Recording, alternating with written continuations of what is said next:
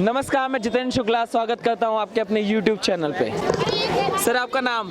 मेरा नाम शक्ति। शक्ति जी, ये थोड़ा मोदी जी का नकाब हटाइए वरना हर भारत के 130 करोड़ के लोगों में दिल में और शकल में हर जगह मोदी जी है। हम ये मास्क हटाएंगे नहीं, मोदी जी ही है हम। अच्छा, तो मगर हमारे पे दिक्कत हो जाएगी ना, कहेंगे प्रधानमंत्री का इंटरव्यू ले रहे हैं। प्रधानमंत्री चौकीदार है हम, और प्रधानमंत्री भी चौकीदार है, तो हर किसी चौकीदार का इंटरव्यू प्रधानमंत्री जी का। अच्छा, तो 2019 का चुनाव आ रहा है, ठीक है, तो क्या होने वाला है? 2019 की शक्ल क्या होने वाली है? आपने टी शर्ट भी पहन रखी है, अपना मोदी आएगा, और अच्छा रैप चल रहा है 400 पार। अब की बात 400 पार, ये हाँ दो चीजें चल रही है। तो क्या लगता है, जिस हिसाब से विपक्ष की एकता चल रही है, महागठबंधन चल रही है, तो सक्सेस होते हुए लग रही है भाजपा जी? वो महागठबंधन नहीं, वो महाठगबंधन है, और उन्हें कोई वोट नहीं देगा, सभी की जमानत जब्त होगी। और कोई भी कैंडिडेट हो, लोग मोदी जी का चेहरा देके वोट दे रहे हैं, और अब की बार 400 पार पक्का। तो ये जो पहन रखा है, मोदी फैन है? बिल्कुल जी, मोदी फैन है। अच्छा। और हम पढ़ने वाले छात्र हैं, लेकिन ना हम किसी पार्टी से, ना एबीपी से, ना एनएस से, ना कांग्रेस से, ना, लेकिन हम मोदी जी के फैन हैं, और मोदी जी के लिए वोट मांगेंगे भी, और मोदी जी को वोट देंगे भी।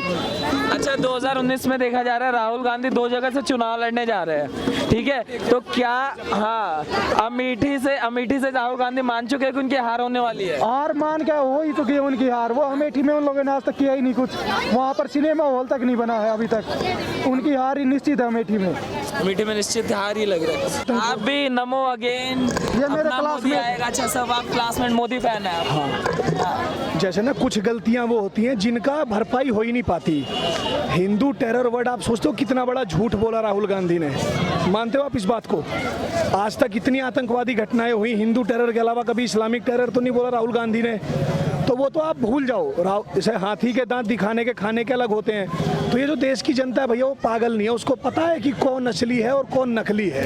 तो ये जो सॉफ्ट हिंदुत्व अब अपनाया गया है कांग्रेस की तरफ से, एक समय हिंदू आतंकवाद कहते हैं, और 2014 में जब प्रधानमंत्री बहुत बड़ी वोट से जीत कर आते हैं, बहुत बड़ी बहुमत से जीत कर आते हैं, उसके बाद ये समझ जाते हैं कि हिंदू भी एक वोट बैंक है, ठीक है। उसके बाद एक नारा लगता है सॉफ्ट हिंदुत्व का, एक नया शब्द जन्म लेता है सॉफ्ट हिंदुत्व। तो क्या सॉफ्ट हिंदुत्व से कांग्रेस अपने हिंदू आतंकवाद के कलंक को धो देगी? नहीं धो पाएगी ना भैया। अगर मैं जैसे आपको ही गाली दे दूं, फिर मैं उसको कैसे धोऊंगा? आप बताइए, नहीं हो सकता ना। तो कांग्रेस नहीं, और कांग्रेस तो लड़ाई में है ही नहीं, क्योंकि अगर होती तो वो महाठगबंधन महामिलावट करने के लिए घूम ही नहीं रही होती है। महागठबंधन की बात आती है, महागठबंधन की कर्नाटक में खड़े होकर सारे विपक्षी दल एक साथ खड़े होते हैं, मगर चुनाव के समय महागठबंधन कहाँ गायब हो जाता है? मायावती कहते हैं कि हम यूपी में साथ नहीं देने वाले कांग्रेस का, वहाँ दीदी जी कहते हैं कि हम यहाँ बंगाल में भी नहीं देंगे, केंद्र राहुल गांधी कहते हैं कि ये हिटलर है दीदी, और वो कहते हैं राहुल गांधी राजनीति में बच्चे हैं। तो कैसे करेंगे मोदी का मुकाबला जब विपक्ष एक ही नहीं है? तो भैया देखो, यही तो मैं कह रहा हूँ, जैसे आप समझ रहे हो इस बात को, आप मुझसे पूछ रहे हो, तो ये भारत का हर नागरिक पूछना चाह रहा है। क्योंकि जो सपा बसपा कभी एक नहीं होती थी, मायावती के कपड़े फाड़े थे, गेस्ट हाउस कांड लखनऊ में हुआ था, आपको पता होगा। वही मायावती उन्हीं मुलायम सिंह यादव के साथ गठबंधन कर रही हैं, तो देश जानता नहीं, वो सांप नेवले एक हो रहे हैं। ये आपने सोचा कभी हो सकता था? तो क्या लगता है ये जो महागठबंधन करा जा रहा है, यहाँ केजरीवाल भी लगे हुए हैं कि यार हो ही जाए कुछ ना कुछ कांग्रेस के साथ, आज वो मजबूरी आ जाना केजरीवाल की, जहां दिल्ली में उनकी 67 सीट आती है, वो 0 सीट वाले से गठबंधन लेने के लिए जा रहे हैं, तो इतनी बड़ी मजबूरी क्या है? भैया केजरीवाल ने तो लोगों का ना विश्वास ही उठा दिया है। जैसे इन्होंने बोला मैं ईमानदार हूँ, मुझे वोट दे दो, तो एक बाबा धर्मवीर भारती वाला घोड़ा होता था, कहानी सुनी होगी आपने, वो घोड़ा डाकू लेके भाग गया पागल बन के। तो केजरीवाल ने तो लोगों को इतना दुखी किया है। हमने केजरीवाल के लिए वोट मांगे थे, जब पहली बार आए थे हमें लगा अच्छा आदमी है, पर जिसका विरोध किया उससे गठबंधन करने के लिए इतने पागल हो रहे हैं केजरीवाल। मतलब आप सोचिए कोई इतना कैसे गिर सकता है? जिन्होंने पूरा इलेक्शन कांग्रेस को गाली दे दे के लड़ा, वो राहुल गांधी के साथ मरे जा रहे हैं उसके लिए।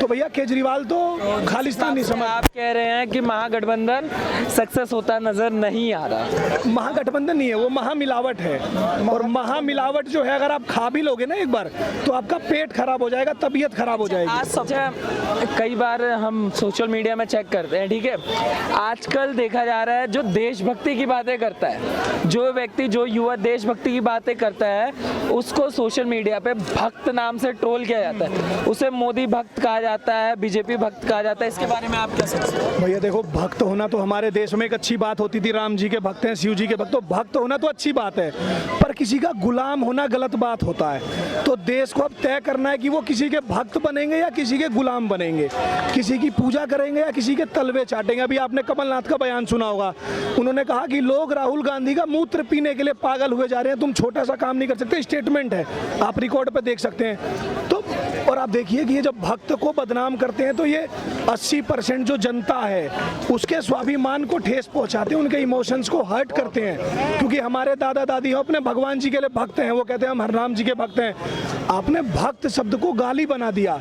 देश की जनता जब आप वोट मांगने जाओगे तो आपसे पूछेगी, और शहरों से ज़्यादा जो गाँव के लोग हैं, मतलब मैं आपको कह रहा हूँ कि वो इतने मतलब दुखी हैं कि भक्त शब्द को गाली बना दिया इन लोगों ने।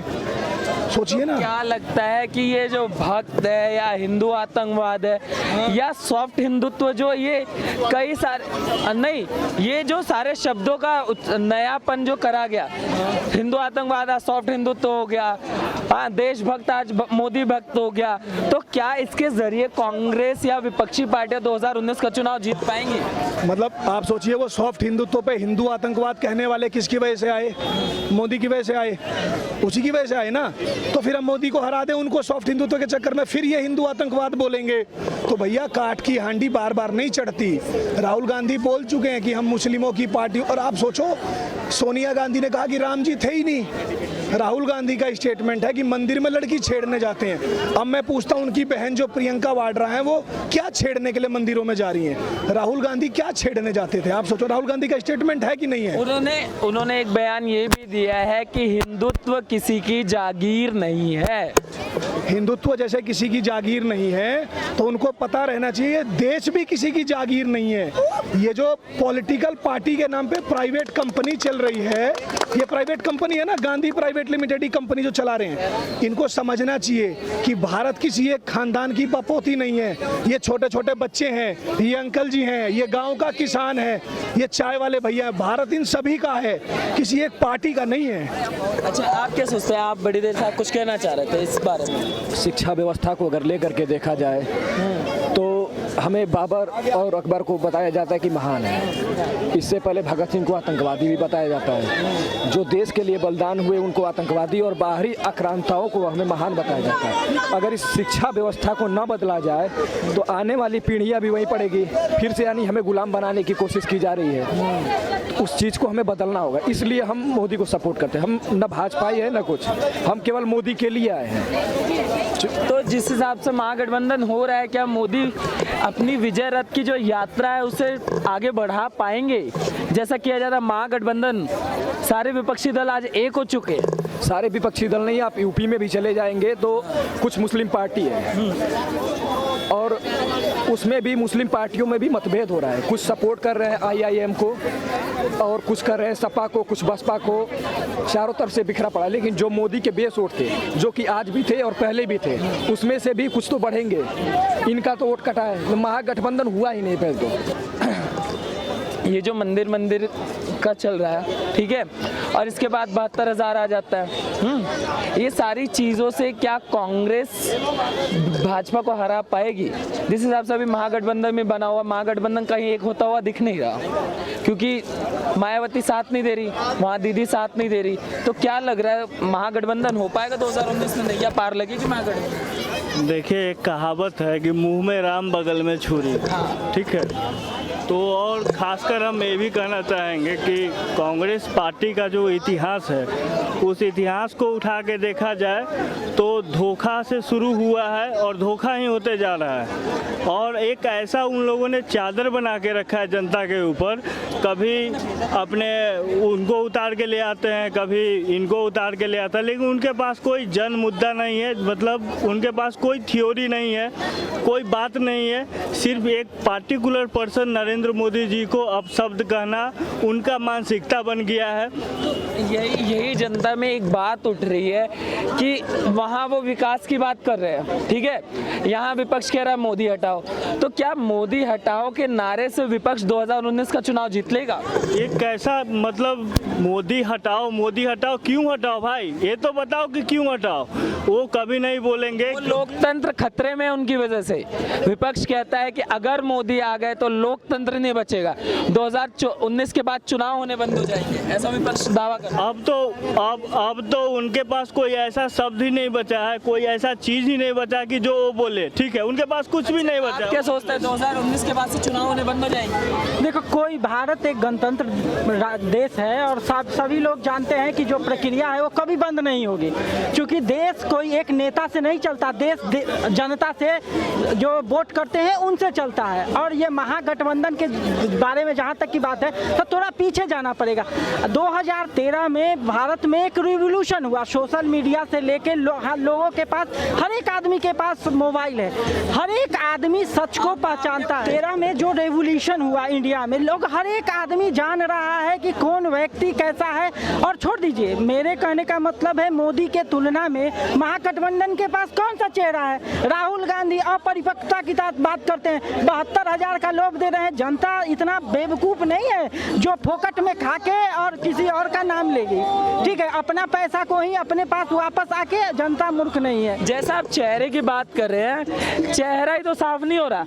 ममता एक जगह दिखा रही है कि प्रधानमंत्री का अगला उम्मीदवार मैं हूँ, राहुल दिखा रहे हैं मैं हूँ, और वहाँ यूपी से अलग नारा निकलता है कि मायावती है। तो कैसे महागठबंधन 2019 जीतेगा? ऐसा है ना जी, एक दिन मायावती बनेगी प्रधानमंत्री, एक दिन राहुल गांधी बनेंगे, और एक दिन बनेंगे ममता बनर्जी, एक दिन वो अखिलेश जी, ऐसे 7 दिन ये प्रधानमंत्री बनेंगे। ये देश को क्या चलाएंगे?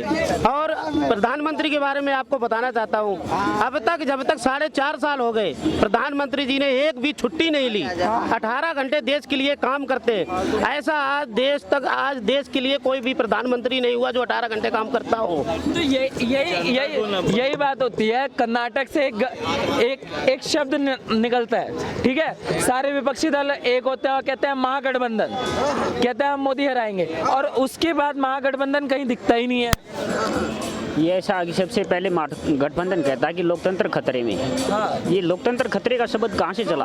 ये लोकतंत्र खतरे का शब्द कि पश्चिम बंगाल में जो भी घोटाला, चिटफंड घोटाला हुआ था, उस पर सीबीआई ने जो वारंट जारी किया था, उन्होंने सरेंडर नहीं किया तो सीबीआई ने छापा लगा दिया उनको पकड़ने के लिए। वो पकड़ने के लिए छापा लगाया तो ममता बनर्जी उनके समर्थन में धरने पर, अनशन पर बैठ गई। जब तक धरने पर बैठी तो आप ये बताइए, अगर लोकतंत्र खतरे में है किसी की जांच से, तो आप मोदी जी के पीछे 10 साल जांच हुई थी, कांग्रेस केंद्र में थी, तो उस टाइम लोकतंत्र खतरे में कहाँ गया था? उस टाइम भी लोकतंत्र बिल्कुल सेफ था।